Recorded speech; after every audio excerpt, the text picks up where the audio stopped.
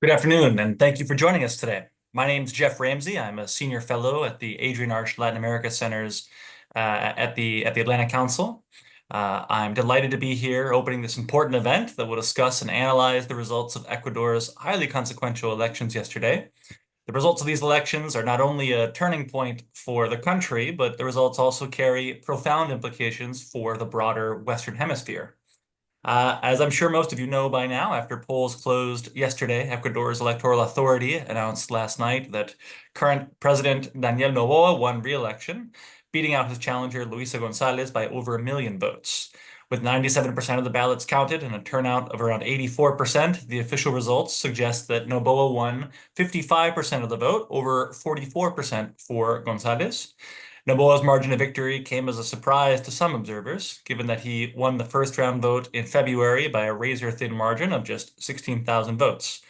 Gonzalez, for her part, has refused to recognize the results and alleges that the process was fraudulent, though her party has so far failed to present concrete evidence to back this up. And international observers say there were no signs of irregularities. Ultimately, this entire dynamic highlights a key challenge that President Noboa will face in his second term: political polarization. And this polarization will pose an obstacle for President Noboa as he looks to address the country's key challenges over the next 4 years, from high levels of violence that threaten the country's stability and democracy to low economic growth and energy shortages that significantly impact the productive sector. Of course, central to these challenges is the issue of security. Ecuador's strategic location has made it a hub of trafficking drugs, arms, and people, fueling widespread violence and societal disruption. The scale of the crisis is staggering. In 2024, Ecuador became the #1 exporter of cocaine to Europe, despite producing very little of the drug itself. Criminal networks, including Mexico's Jalisco Nueva Generación and Sinaloa cartels, European mafias, and Chinese criminal networks, have exploited Ecuador's weak institutions and porous borders, using the country as a transit hub for illicit goods via planes, speedboats, and seaports. Yet, Ecuador's challenges with organized crime are not happening in a vacuum. Across Latin America and the Caribbean, the proliferation and fragmentation of transnational criminal organizations and gangs are destabilizing countries. Citizens in many countries in the region now rank insecurity as their top concern, as these groups infiltrate institutions, fuel informal economies, and undermine democratic governance. At the Atlantic Council, we are addressing this growing threat. At our Adrian Arch Latin America Center, in collaboration with the Scowcroft Center for Strategy and Security, we're working to develop policy solutions that tackle these security challenges. These efforts have significant implications for the region and for U.S. national security, underscoring the urgent need for international cooperation and support. All of this brings us back to Ecuador's election. As the United States prioritizes the fight against cartels under its new administration, collaboration and coordination with Noboa in his second term will continue to be essential. The outcome of these elections will shape how the country confronts its security and governance challenges and what this means for the region as a whole. So to discuss all of this and what's at stake for the elected government, we have brought together an exceptional panel of experts. It's my pleasure to introduce Ambassador Yvonne Abaki, Senior Advisor and Co-Chairman of the Lara Fund and former Ambassador of Ecuador to France and the United States. Ambassador Abaki is a longtime friend of the Center and a source of diplomatic knowledge and expertise. Thank you so much for joining us, Ambassador. We also have with us Ambassador Michael Fitzpatrick, who's the former U.S. Ambassador to Ecuador, who previously served as the Deputy Assistant Secretary for Western Hemisphere Affairs and the interim U.S. Permanent Representative to the Organization of American States. And finally, Felipe Espinosa, who is the Executive President of AmCham Ecuador and a longtime friend of the Center, whose efforts have helped bring Ecuador to the forefront of our work. Thank you all for joining us. Much to discuss today. And so with that, I'll turn it over to our Assistant Director at the Adrian Arch Latin America Center, Isabel Chiriboga, who also leads our work on countering organized crime in the region, to moderate the discussion. Thank you very much, Jeff, for that kind introduction. And thank you to our panel here for joining us this afternoon to break down the results of the Ecuadorian election. But before we start, I want to remind our audience that we will have around 10 minutes at the end of the event for an audience Q&A. So if you're interested in submitting any questions for the panel, please go to askac.org. With that, I'd like to get started with Felipe Espinosa. Felipe, as Jeff said, Daniel Noboa secured his re-election with an almost 11-point margin. a win that was officially recognized by Ecuador's National Electoral Council. And of course, this result marks a sharp contrast with the previous election, where the results were extremely close between Gonzalez and Noboa. So what factors have contributed to this shift in the voter sentiment in Ecuador? Uh, Thank you, Isa. I think that your question is probably the one that's roaming all of our heads because there are so many factors that could have contributed to the difference. But I think that firstly, the Ecuadorian people are really appreciating the relationship with the US. And President Noboa has shown that he has a close relationship with President Trump or President Trump's people who are very close to him. Plus, he's instructed all his people to work towards a much better relationship with the US, keeping security things in mind, but also trade issues that might come into play, which are very, very important, as you all know at the moment. But for Ecuador, it becomes even doubly important because we unfortunately do not have a trade agreement or a commercial agreement with the US. So our products are already paying tariffs to enter the country, and with the 10% tariff, ad valorem tariff that was imposed, the issue is that our products will be paying a very, very high price to get into the U.S. market. And since we have our economies are totally they do not compete. They're complementary economies. Those products that reach the U.S. Consumer are products that the U.S. consumer needs, and whatever we import from the States are things that we do need. So that puts a burden the whole situation. Thank you, Felipe. Yeah, the trade aspect of the relationship will be essential. So let's put a pin on that, and I really want to go back to that. But in the meantime, Ambassador Fitzpatrick, I want to turn over to you. You know, we saw in the first round that the coastal regions of the country heavily leaned toward their vote to Luisa Gonzalez, while the highlands mostly stayed under and supported Noboa. So did these trends hold in the runoff, or were there any shifts in how people voted geographically? Thanks, Isabel. There were some dramatic changes between the February 1st round and the second round. In the first round, Luisa Gonzalez had at least 10 of the 24 provinces where she was ahead of Noboa. Last night, she won only 4 of the 24 provinces in the country, 3 of them rather small in population, plus Manabí, which has long been the center of the Revolución Ciudadana, her party. This reminds me very much of the midterm elections under President Obama, where he used the word shellacking, or President Bush in his midterms in 2006 said it was a thumping of his own party. This was a clear thumping of the RC party, the Revolución Ciudadana, more than a million voter difference. And it's possible, I haven't been able to dig into this, but a number of people were saying last night, it is possible that Luisa might actually have received fewer votes now than she did in February. A dramatic shift, putting her party on their back foot. Absolutely. Definitely we've seen this shift, and of course Felipe mentioned some of the factors that took part of it. But I want to turn it over to Ambassador Baki to ask about the Noboa's governability going forward, right? How he might navigate some of the legislative dynamics, specifically in the National Assembly, in which the opposition party holds a relatively big bloc. So does he have the political capital and coalition to support some of the legislation reforms that he's going to want to put forward in the next couple of years? Yes, Isabel. I think he won in a moment with the people showed of Ecuador a lot of maturity. And I believe that this is the moment for President Noboa to unite the country, because the country united completely against something that they are fearing. the security issue, the cartels, the narco trafficking, the mafias, and also Ecuador is a dollarized economy. So we need investment in order to support, and it's the most popular thing that Ecuador has. So I really enjoyed and like the speech of the president. Though it was short, he mentioned that everyone voted.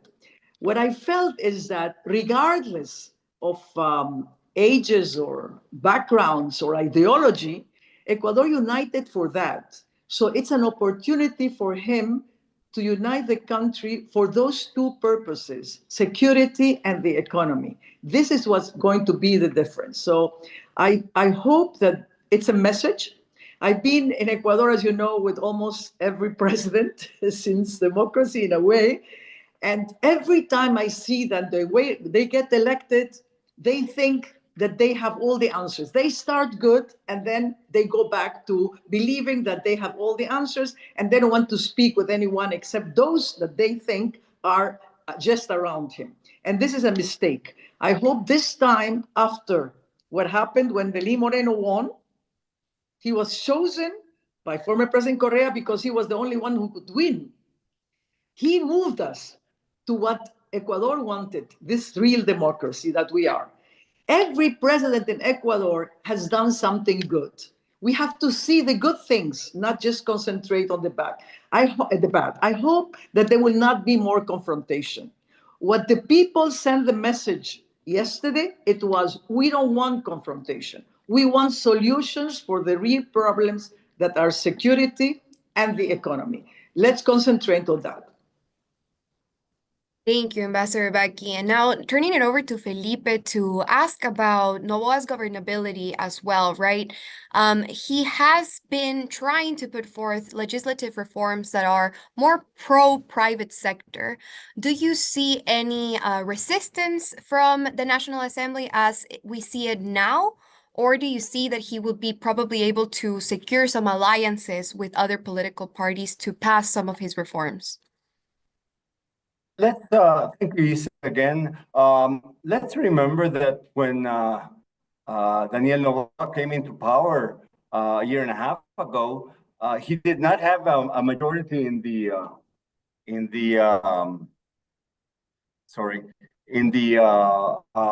legislative, and that was something that really hindered his first months of government, and that did not help him pass as many laws as he wanted.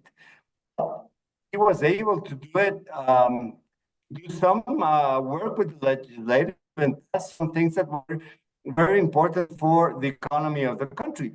Between those was an increase of the VAT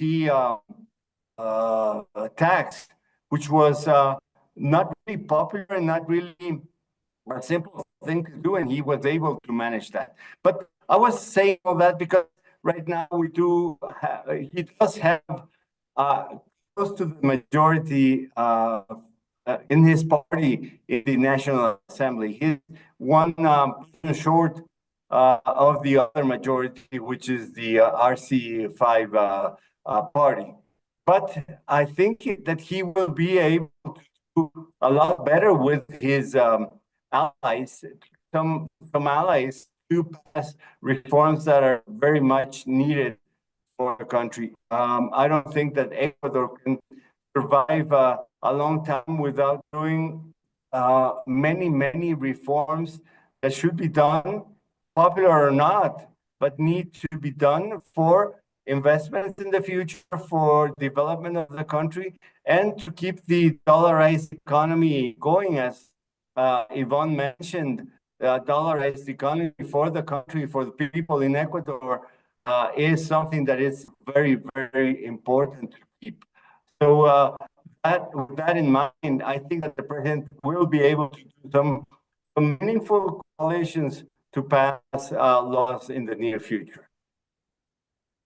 Yes, absolutely. And now going back to one of the things that Ambassador Becky said, I'd like to ask Ambassador Fitzpatrick, security and commerce, right? These are the two topics that will likely define Ecuador's relationship with the US under the Noboa government. And fighting transnational criminal organizations is a top priority for both governments. So, in your view, what are some of the specific areas of security cooperation that could be deepened, or some of the ones that we haven't explored yet?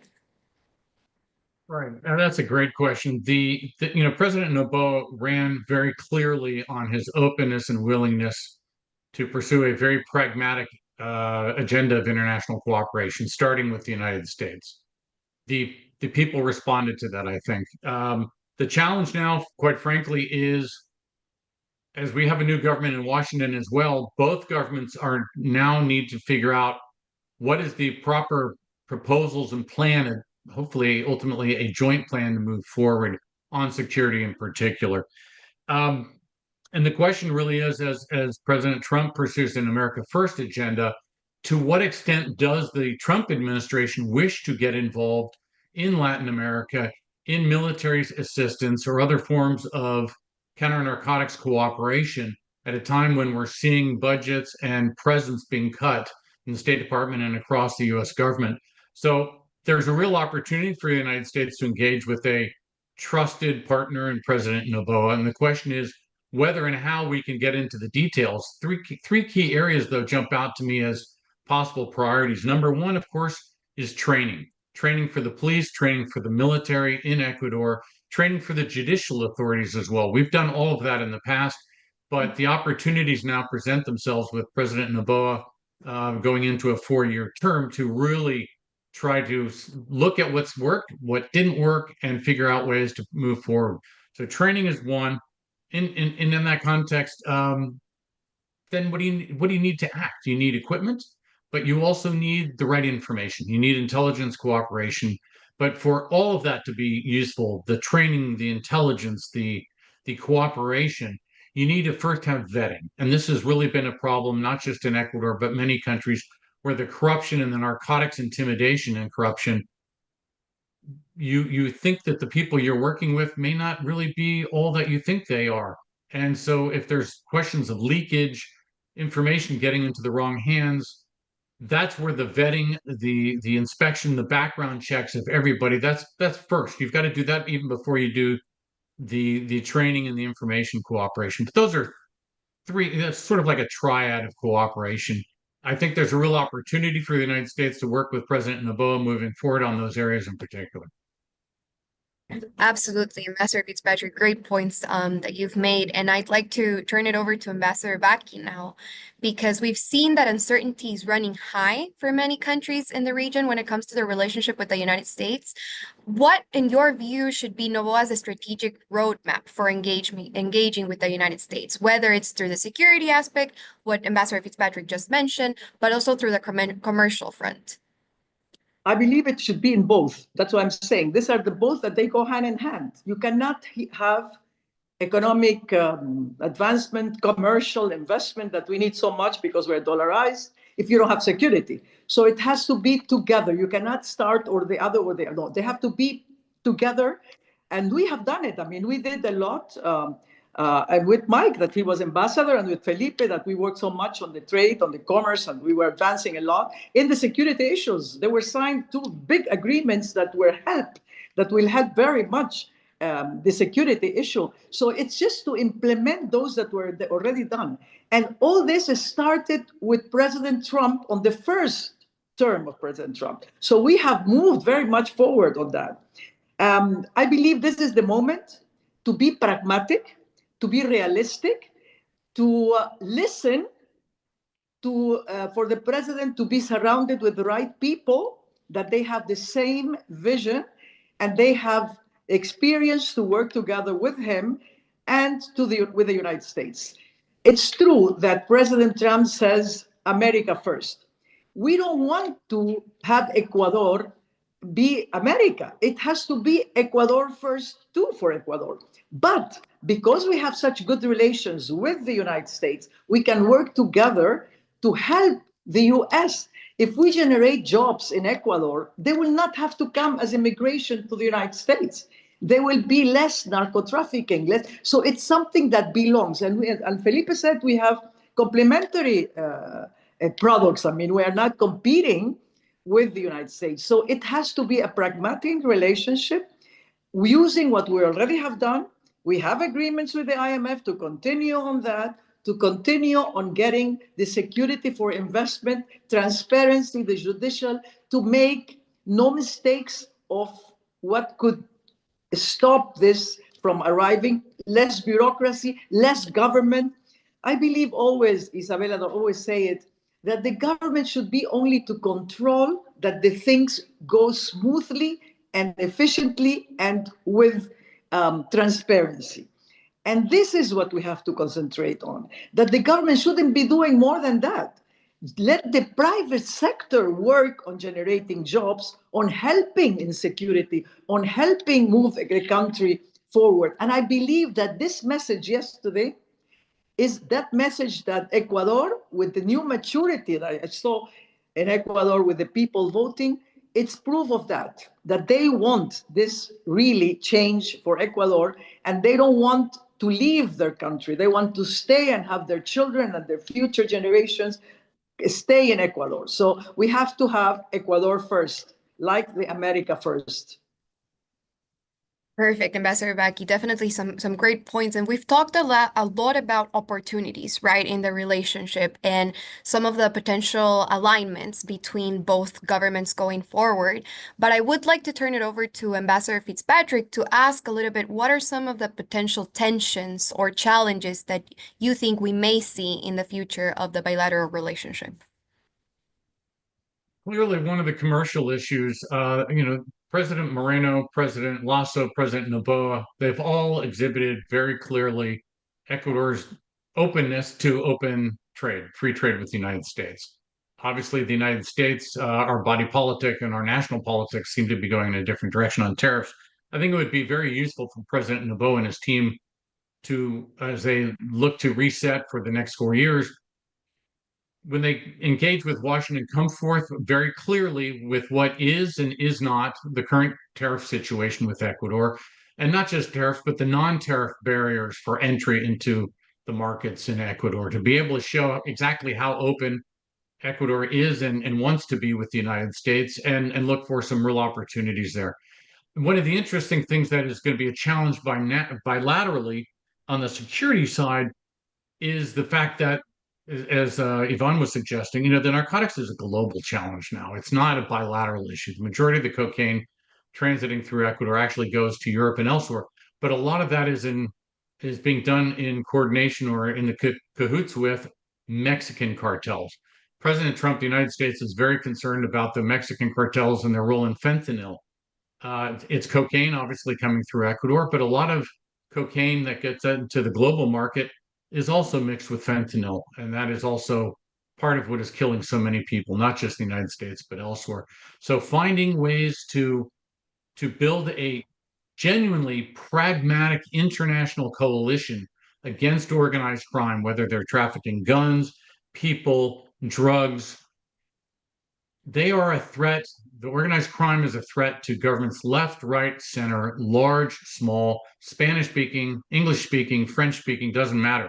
They will come after you whenever they feel they have the power to do so.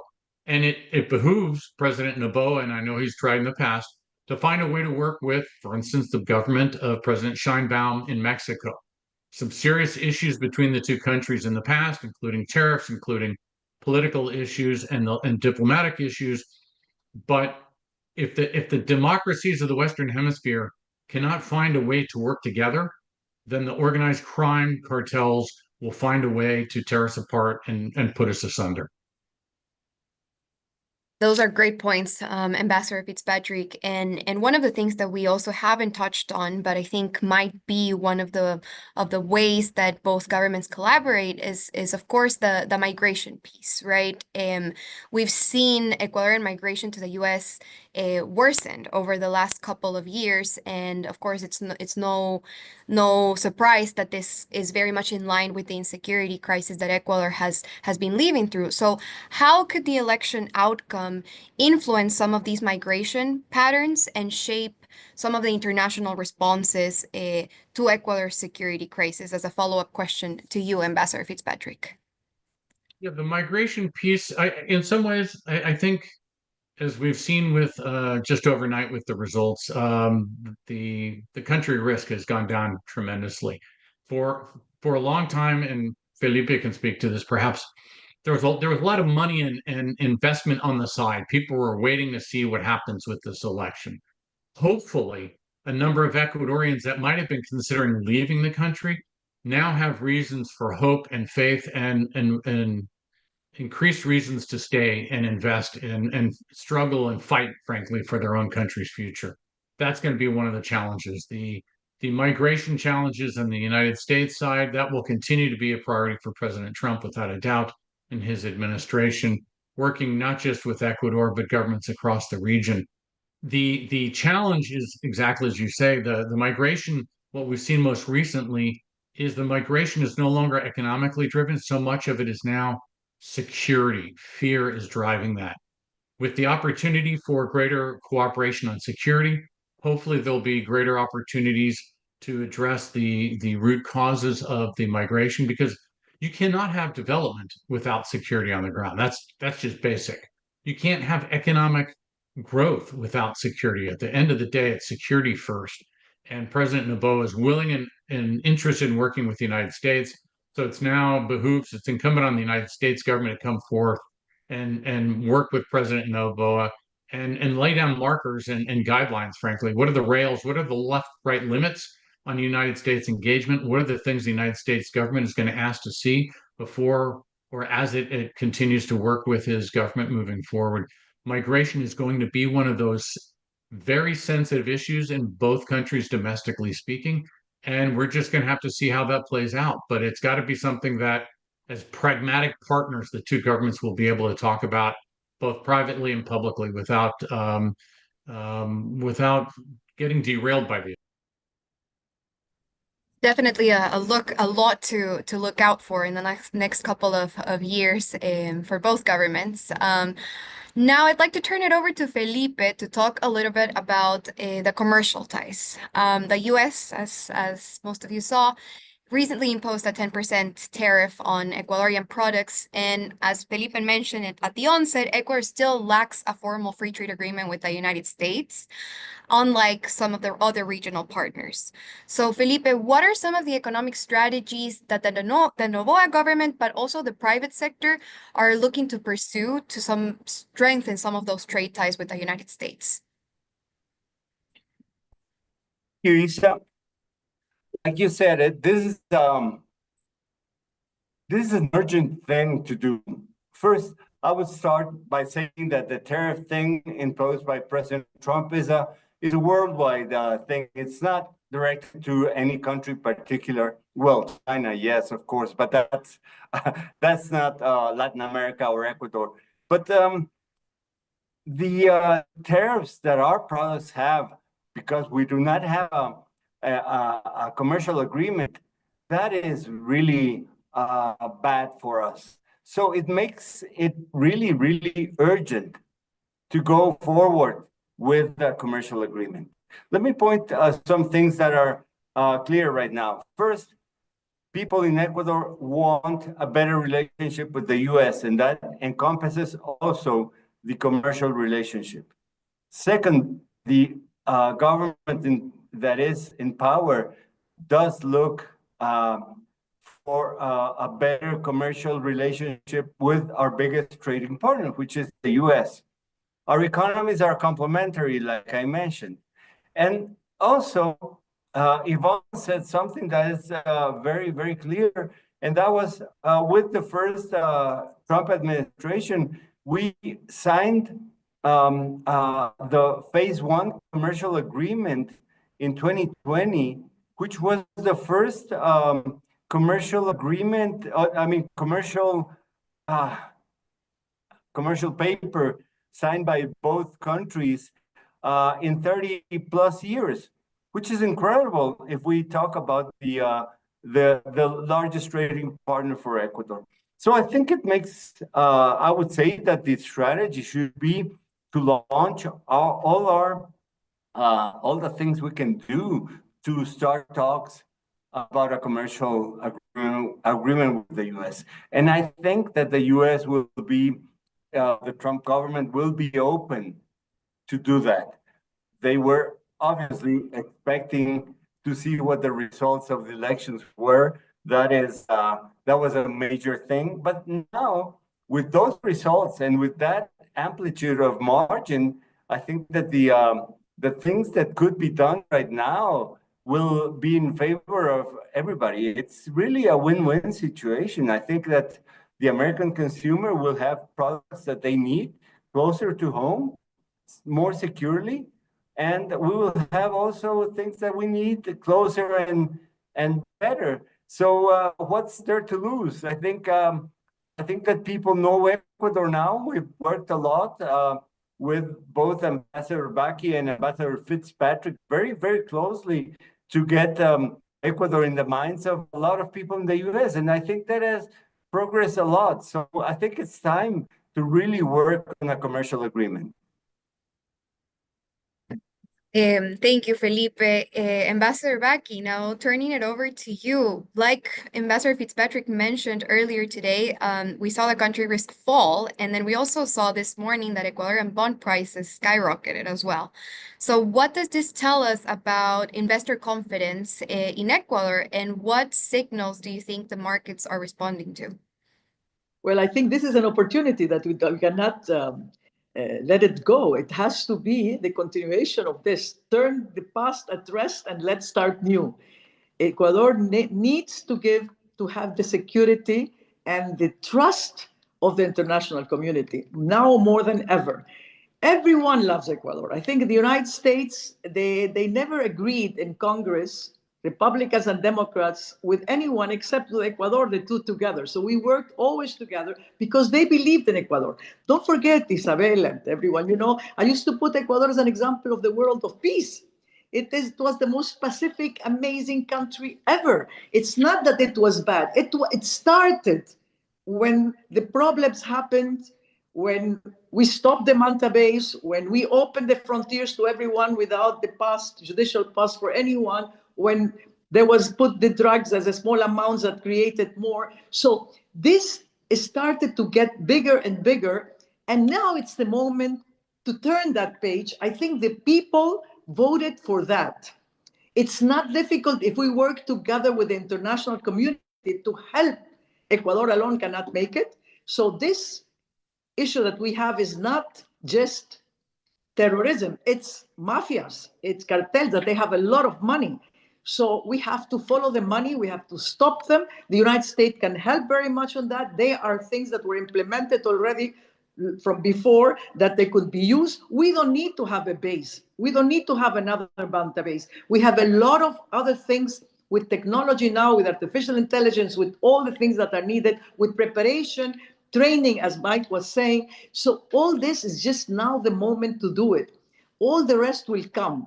But now we have to send the message of trust, not fighting again. I hope and I wish, and I send this message to Ecuador, my country that I love so much.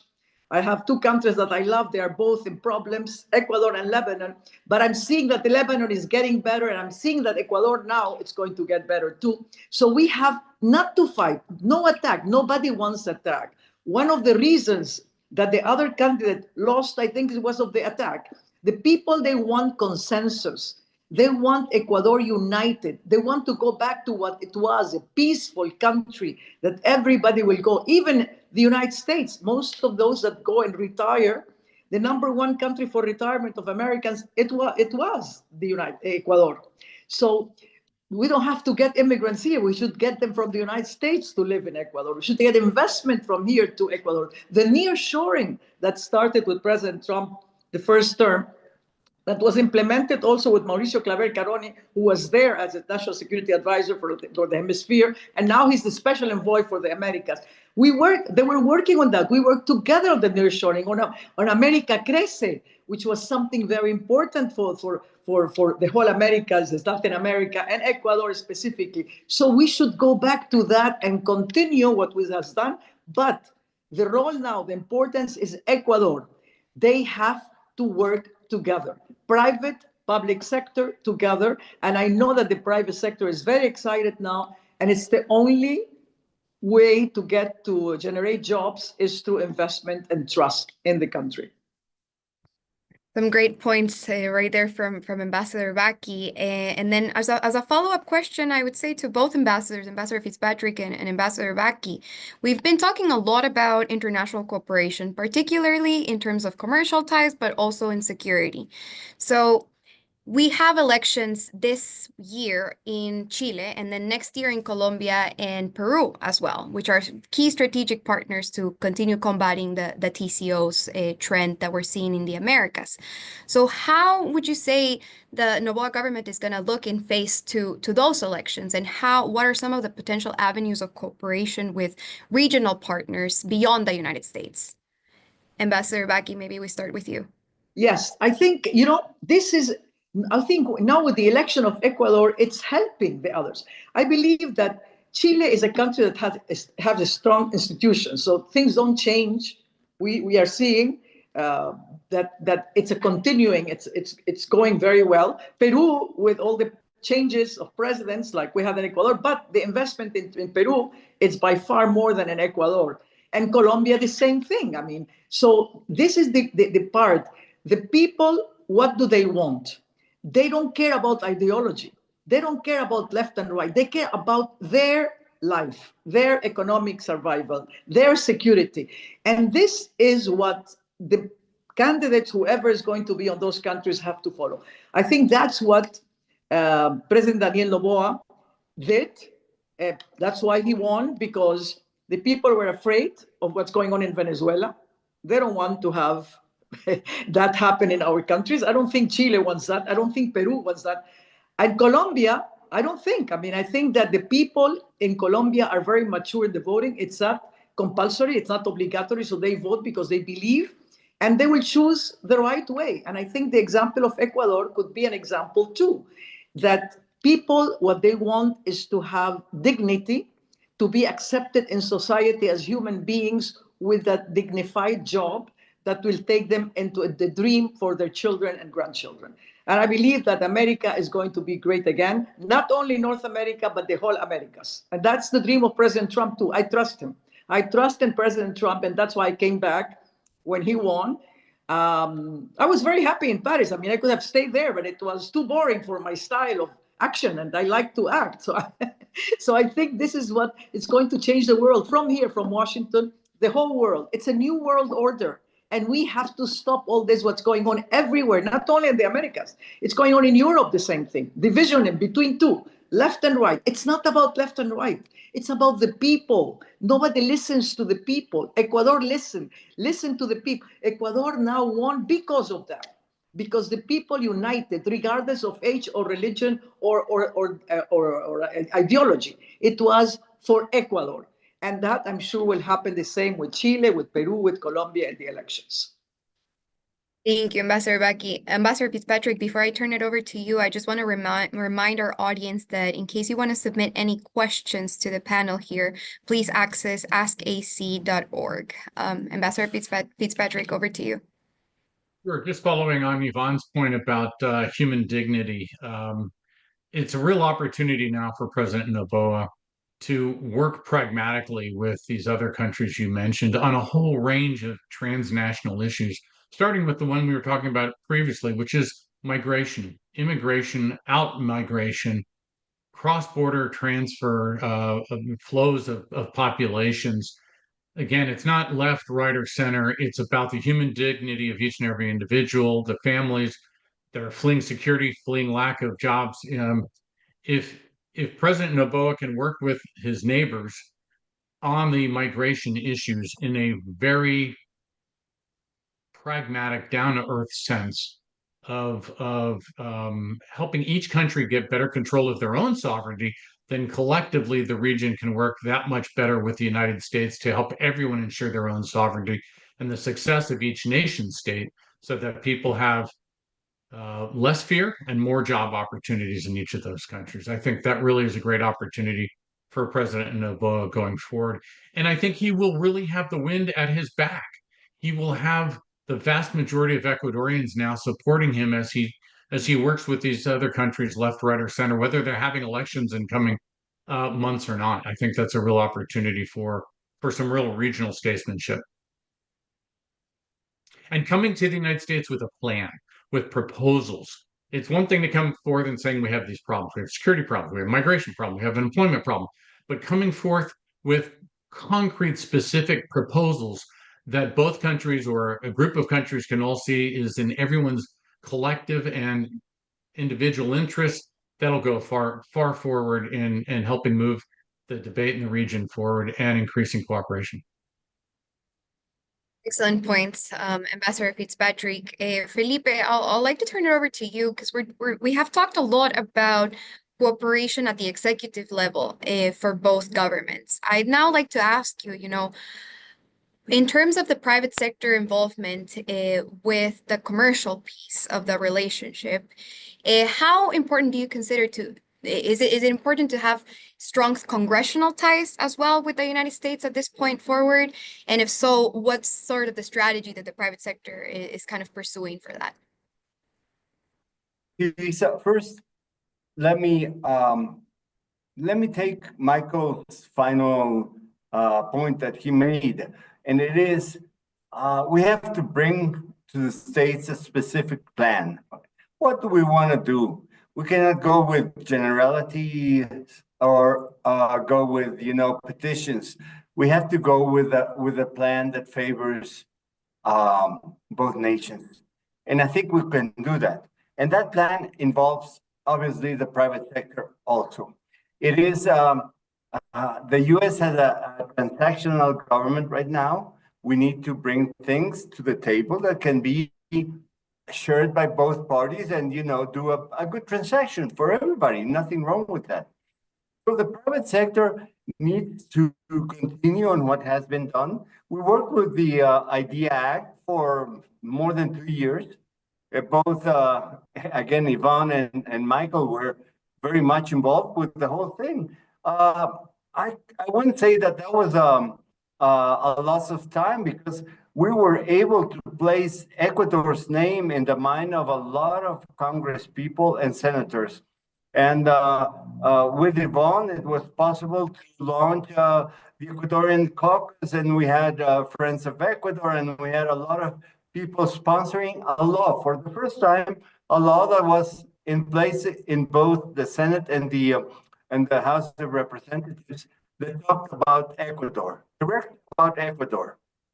And I don't know if that's going to be the way or not. It is not dead. It's there, and we need to check on that to see if it can be brought up to the next Congress. But what it finally helped was to place Ecuador in the mind of Congress people, to get to know Ecuador. What is Ecuador? What Ecuador can do? What are the benefits of the U.S. in sharing Ecuador as a political ally in a geopolitical sense and a trading sense, a commercial sense? So all of that, I think, is very, very important.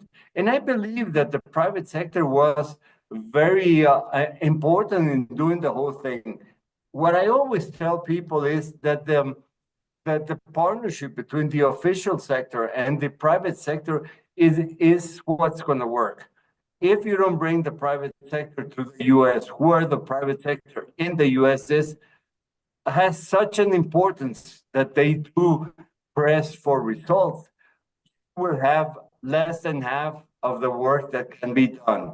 So I believe that that's the way, and we should continue doing a lot of the things we did, but we should establish a concrete plan of what can be done right now, what can be done in the next few months, and what needs to be done through a commercial agreement. I think we can do that.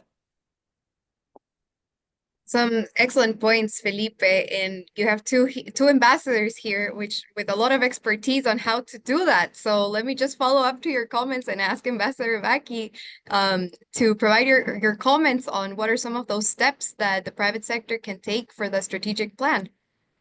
Well, Felipe mentioned it. We did it. I mean, we worked together. Our plan was to try to get to the free trade agreement that we almost did it. 15, 17 years ago, but we wanted to do something in order to have our products come to the US, which will benefit both sides. It was a win-win. I mean, if we sell a rose from Ecuador to the United States, it generates 1 job in Ecuador. It generates 4 jobs in the United States. So you see how the relation is with one product. And other products we can talk about. It's telling the story why we work together, and it's positive. And that's what we did with the Congress, with the House of Representatives, with the Senate, and we need to prepare what we already did. The IDEA Act was one of them. The extension or the coming back to the ATPDA, but the IDEA Act was the one that was most beneficial, that we could still continue. In the area of commerce, work on that. Prepare what was already had done and continue it to get it done. In the area of security, we already worked with Mike Fitzpatrick knows. We did so much on the area of security. We signed these 2 big agreements that were done, that they are being implemented, but they have to be followed up. And now with a different focus, which is the focus of not, what I like about President Trump is pragmatism. So being pragmatic of what? The art of the possible, not the impossible. What can we do together to help the security issue? They can help us in following the money for the narcos. We have to work with Europe too. Italy they know more about mafias and cartels. With Mexico, as Mike was saying, we have to get back again. With Colombia, we have to work with our neighbors in a transparent, correct way, pragmatic way. Look, President Trump is speaking with President Sheinbaum. I mean, he's speaking with Xi Jinping. He's speaking with Putin. You have to speak with what you consider your enemy. You have to find solutions and preventing problems from happening. So we need to present what we already have done, but implement it. And that's why I say when government comes and completely puts everything aside and starts from zero. No, we don't have to start from zero. We are already at the moment of getting it done. And now with President Trump, we will get it done, I'm sure. Thank you, Ambassador Becky. And Ambassador Fitzpatrick, I'll just add to that previous question. Channels of cooperation, right? We've talked about cooperation in the security front, a congressional engagement, cooperation at the executive level. Any other channels of cooperation that you see for the future of the bilateral relationship that we perhaps haven't been so good at implementing? I think there are some new opportunities. First of all, I'd just like to go back to what Yvonne and Philippe were talking about. There are the security framework is already established. It's a question of now filling it in. That's a great opportunity for both presidents. On the commercial side, a lot of work has also been done.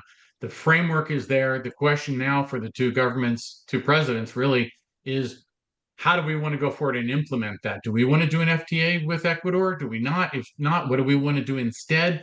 A lot of that groundwork has been done. And as President Trump is now pursuing this whole series of bilateral rather than multilateral agreements, everything's pretty much ready to put it in the oven for an agreement with Ecuador. It's really a question of national political will, presidential will at the highest levels. On the issue of what areas that we haven't really been focused on, either in this discussion today or bilaterally, I think there's a real opportunity in technology.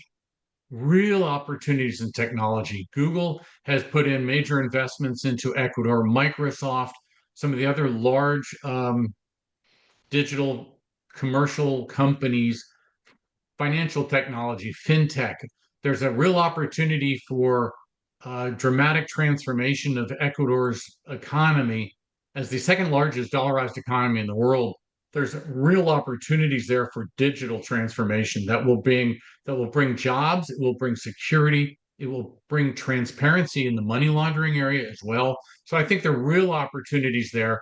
And again, I think a lot of money and a lot of investment, international as well as domestic in Ecuador, was sitting on the sidelines waiting until April 14th to decide, okay, now do we want to move forward or not?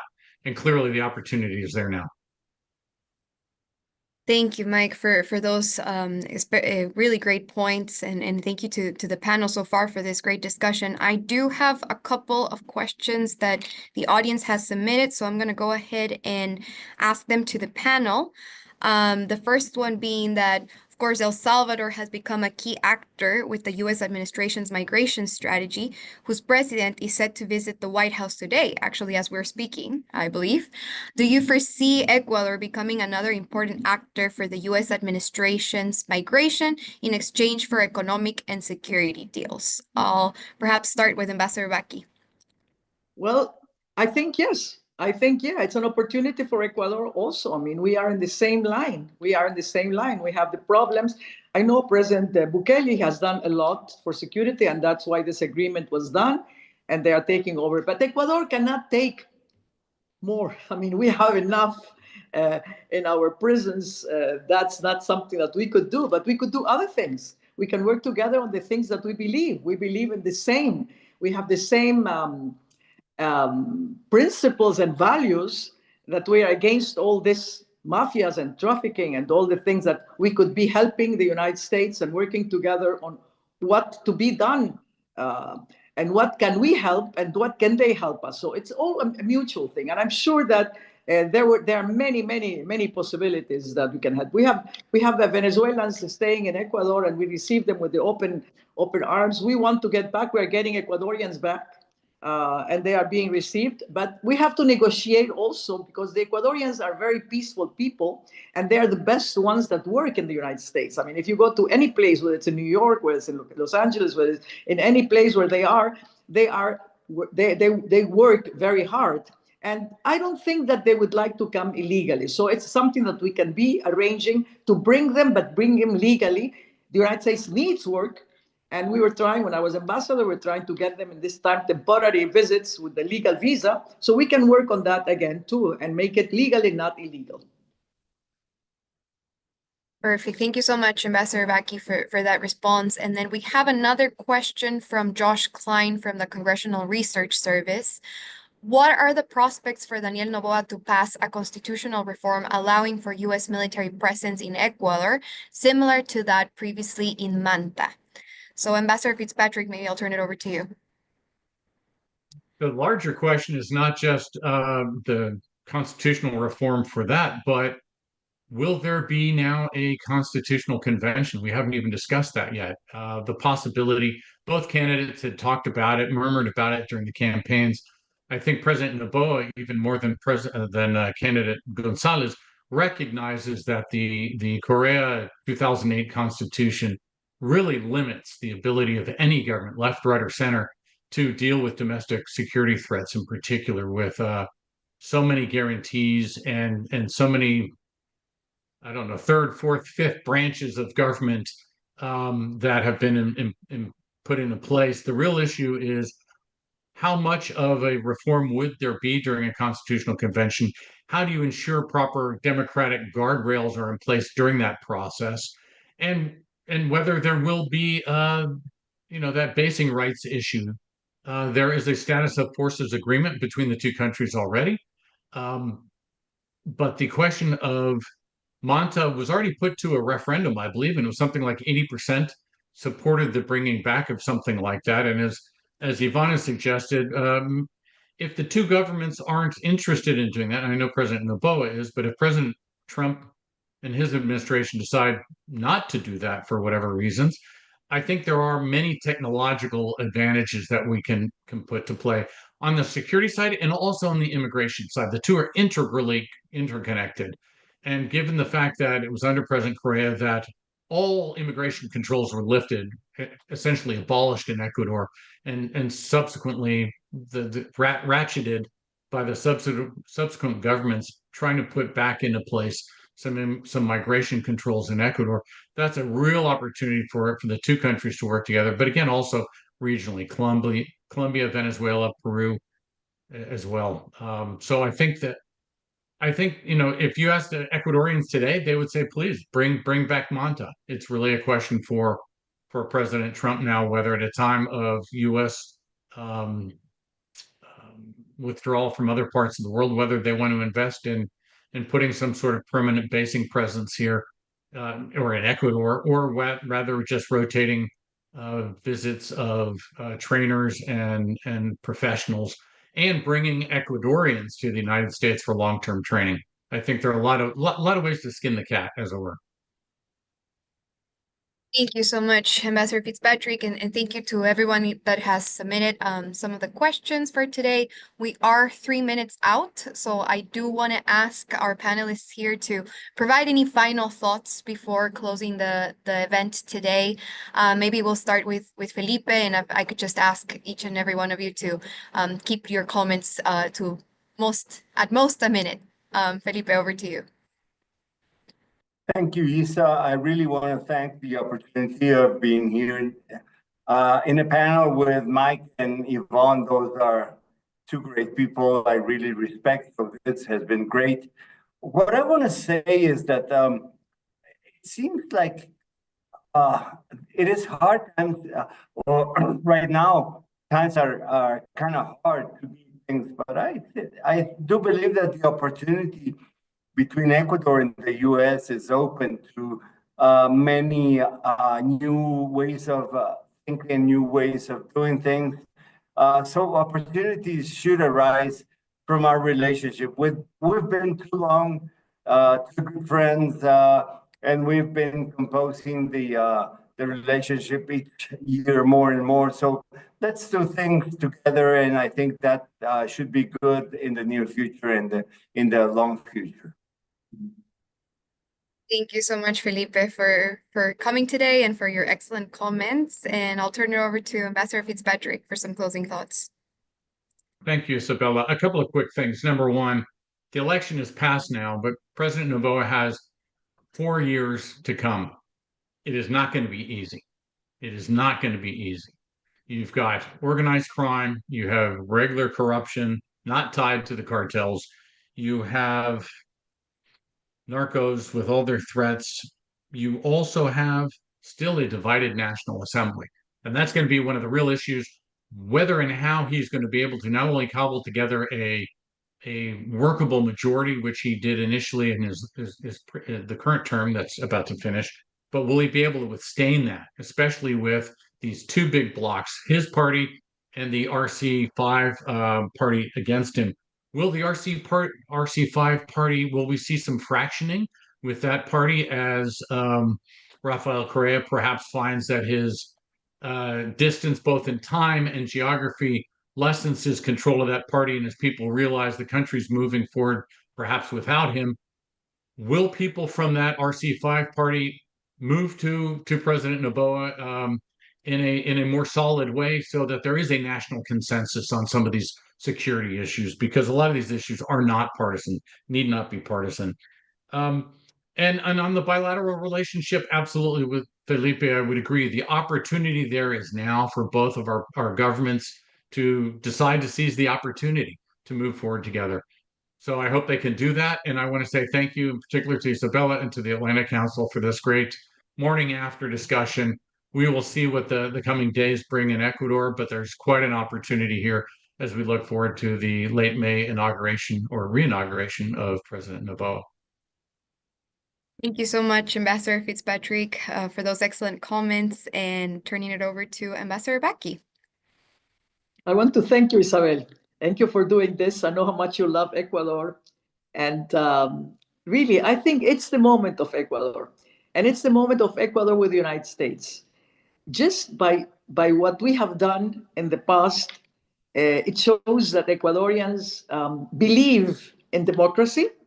They believe that they want a better Ecuador, more Pacific, more transparent, no corruption, take the mafias out. It's going to be difficult.